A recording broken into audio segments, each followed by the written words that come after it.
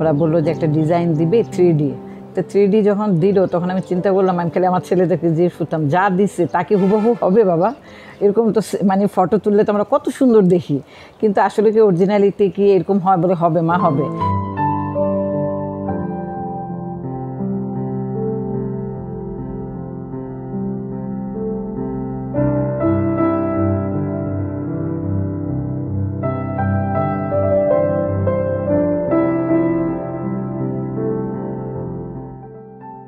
ভাইয়ারা যখন ফ্ল্যাটটা আসে, ফ্ল্যাটটা ভিজিট করে, যখন ভাইয়া আমাদেরকে ডিজাইনটা দেয়, তো ডিজাইনটা দেখার পর এক্স্যাক্টলি আমি যেখানে যেখানে যেরকম ডিজাইনটা ভাইয়াকে বলি, কালার কম্বিনেশন থেকে শুরু করে ফার্নিচারের যা যা আমি চাইছি এক্স্যাক্টলি একদম সেরকমটাই আমাকে প্রোভাইড করার চেষ্টা করছে।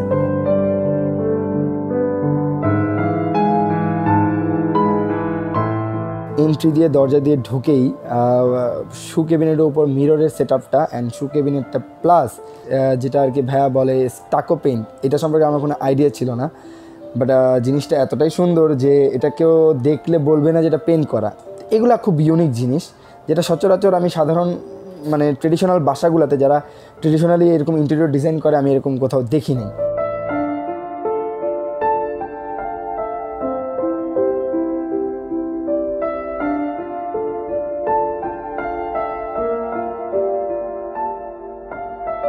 তো আমি যদি বলি যে ড্রয়িং ডাইনিংয়ের মধ্যে সবচাইতে স্পেশাল জিনিসটা যেটা করছে ভাইয়া, ফার্স্ট অফ অল বুক শেলফটা, একটা কার্ভ শেপে বুক শেলফটা ইনস্টল করছে।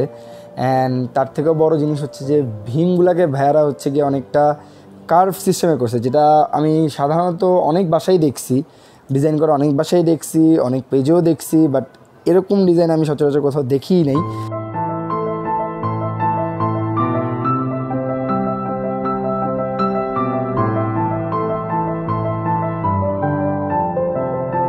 ভাইয়ারা আমাদের ফার্নিচার সিলেকশনে, আমাদের লিভিং স্পেসে যে সেন্টার টেবিলটা, তারপরে আমাদের ডাইনিং টেবিলটা, এগুলো সব কিছু সিলেকশনে নাজির ভাইয়া এবং ইলিয়াস ভাই আমাদেরকে সর্বদা সম্পূর্ণ জায়গায় যতটুকু সাহায্য করা যায় তারা অ্যাসিস্ট করছে আমাদেরকে এবং তারা সিলেক্ট করে দিছে।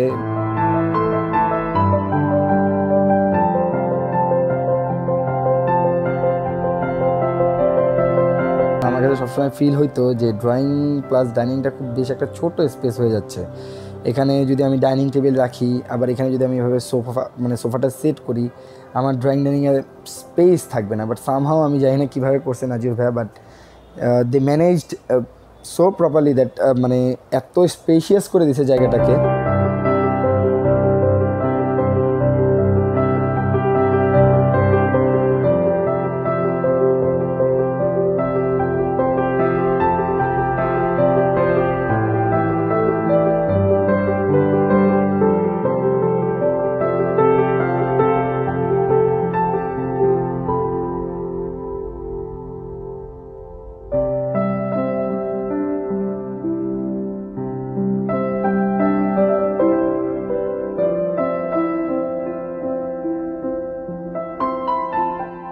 একটা গৃহিণীর সবচেয়ে মূল্যবান জিনিস হলো রান্নাঘর।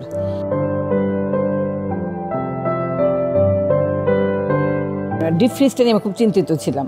ডিপ ফ্রিজটা একটু বড় থাকাতে আমার ডাইনিং স্পেসে রাখার মতো কোনো স্পেস ছিল না। ওর সাথে কথা বলার পরে ও সুন্দর একটা স্পেস তৈরি করে দিয়েছে। ওখানে আমার বারান্দা ছিল, বারান্দার স্পেসটাতে আমাকে এইটা ডিপ ফ্রিজটা সেট করে দাও। অল ওভার আমি এখন মানে তখন মনে হতো প্রথমে যে আমার রান্নাঘরটা বোধহয় একদম ছোট হয়ে গেল, কিন্তু না, ওরা যখন কাজ কমপ্লিট করার পরে দেখলাম মাশাআল্লাহ আমার রান্নাঘরটা এখন অনেক সুন্দর, পারফেক্টভাবে ওখানে সেট হয়ে গেছে।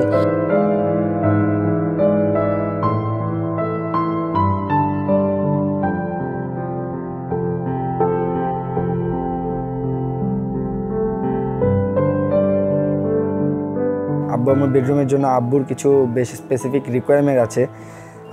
তার হচ্ছে পারফিউম কালেকশনের খুব শখ এবং বিভিন্ন সানগ্লাস ঘড়ি কালেকশনের খুব শখ। তো ওই জিনিসটাকে মাথায় রেখে রুমের মধ্যে একটা পারফিউম কেসের জায়গা করে দিল এবং ক্যাবিনেটের সাথেই ইনবিল্ট এমন একটা ডিজাইন করে দিল যে যেখানে মানে জিনিসটা দেখলে খুব সুন্দর লাগে।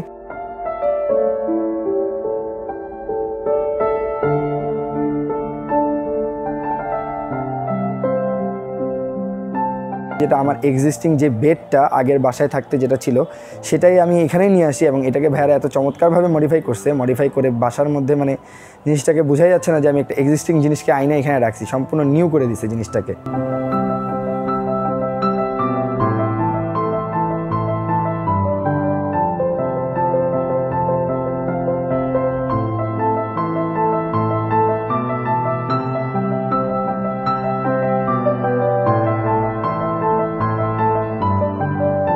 যেহেতু এই রুমে আমার ছোটো ভাই থাকবে, সেখানে একটা স্টাডি টেবিলের দরকার, একটা ড্রেসিং টেবিলেরও দরকার আছে, প্লাস সাথে একটা আলমারির দরকার আছে। তো এই তিনটা জিনিস একত্রিত করা একটা মানে টাফ সিচুয়েশন হয়ে যাচ্ছিলো। তো এই রুমটার জন্য আলাদাভাবে নতুন করে একটা ডিজাইন করলো।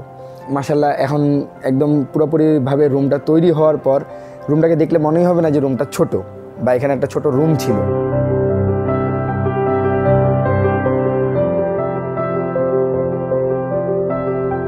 যেটাতে আমি থাকি ওখানেও সেম কিছু ইস্যুস ছিল, বা ওইখানেও জানলাটাকে এমন একটা সিস্টেমে ভাইয়া তৈরি করে দিছে যে এখান থেকে একদম মুক্ত বাতাস থেকে শুরু করে মুক্ত আকাশ পুরোটা আমি কোনো বাধা ছাড়া দেখতে পারি।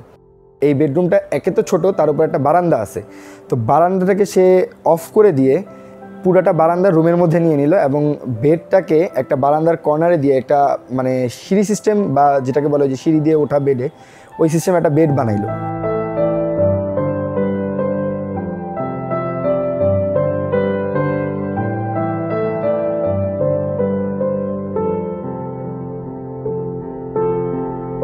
ধন্যবাদ সকলকে, নাজিওর পুরা টিমকে আমি অনেক ধন্যবাদ। একদম ছোট হইতে বড় সবাই অনেক পরিশ্রম করছে, ওদের জন্য আমার দোয়া রইল, ওরা আরও ভবিষ্যতে আরও ভালো কিছু করুক।